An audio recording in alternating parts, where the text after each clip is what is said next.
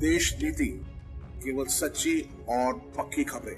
नमस्कार, मैं मेघा हिंदुस्तानी स्वागत करती हूं आपका देश नीति पर। किसानों ने आखिरकार भारतीय जनता पार्टी के नेताओं से अपना बदला वसूल लिया। भाजपा और किसान, ये कहानी ज्यादा पुरानी नहीं है, लेकिन भारतीय जनता पार्टी के नेताओं ने जिस तरीके का सितम किसानों के प्रति रखा, या भाजपा का रवैया किसान आंदोलन के समय क्या रहा, चाहे वो पुराना किसान आंदोलन हो या किसान आंदोलन 2.0 हो, आंसू गैस के गोले छोड़ना हो या राजधानी दिल्ली और बाकी बॉर्डर्स पर जो है इस तरीके से जो है बैरिकेडिंग कर देना, जैसे वो प्रदर्शनकारी किसान नहीं बल्कि प्रदर्शन करने वाले तो कहीं और मुल्क से आए, अपने अधिकार मांगने से भी जिन किसानों को वंचित रखा गया, आखिरकार भारतीय जनता पार्टी को सबक सिखाने का काम कर ही दिया। क्या खबर है इस वक्त? देखिए, हरियाणा से खबर निकल कर आ रही है।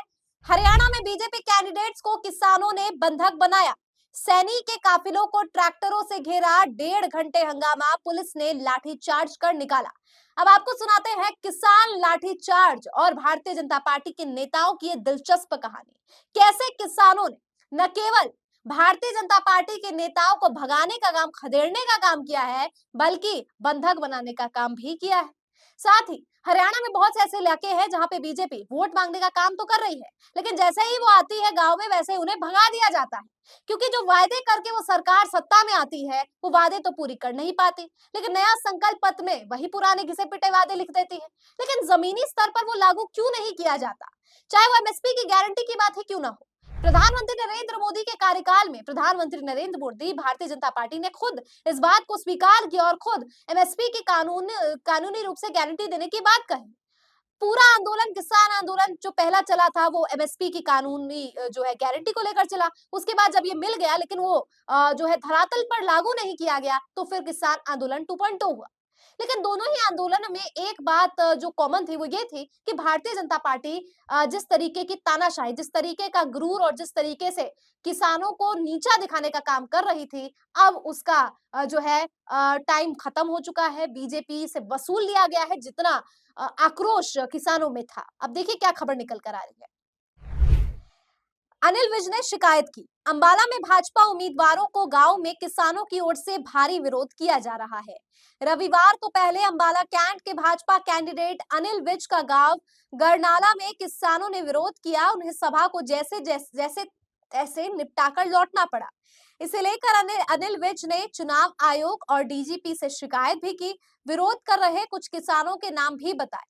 यह मामला अभी ठंडा भी नहीं पड़ा था कि किसानों ने रविवार शाम को नारायणगढ़ से भाजपा कैंडिडेट पवन सैनी के काफिले को घेर लिया।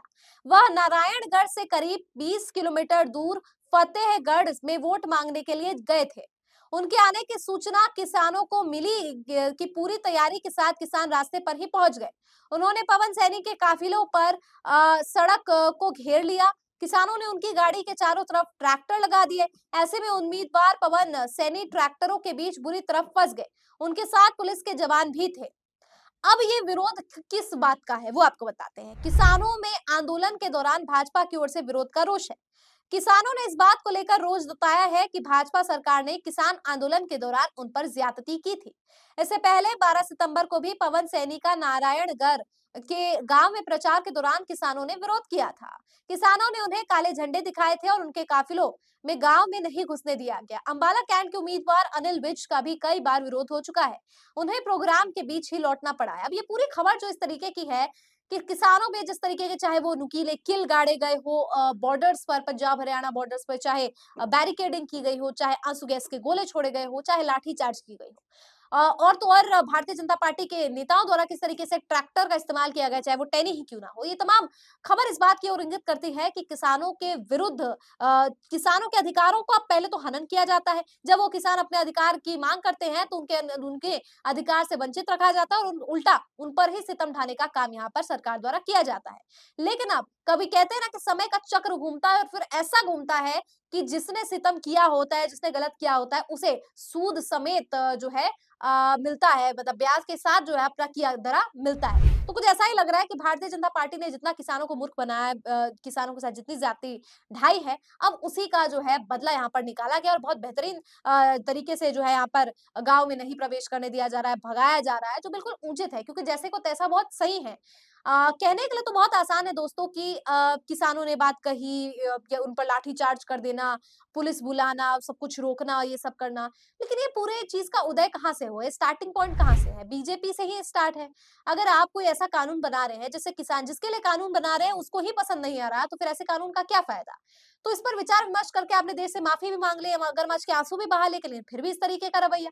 तो इसको लेकर किसानों ने जो वापस भारतीय जनता पार्टी के लो नेताओं से जो बदला निकाला है वो उचित है, क्योंकि जिन अधिकारों को लेकर वो माँग कर रहे थे, अब मैं ये इस बात का समर्थन नहीं मैं ना चैनल कर रहा है कि उग्र तरीके से चीज़ों को करना जायज़ है, लेकिन कहीं न कहीं जिस तरीके से भारतीय जनता पार्टी ने अपना रुख रखा, किसानों के प्रति जो है अपनी असंवेदनशील टिप्पणी की, बहुत से लोगों ने तो न जाने क्या-क्या बोल दिया कंगना रनौत समेत, कि किसान आंदोलन में क्या-क्या हुआ। उसको लेकर अब किसान जो भारतीय जनता पार्टी के नेताओं के साथ जो सलूक कर रहे हैं, वो काफ़ी हद तक जायज़ भी है।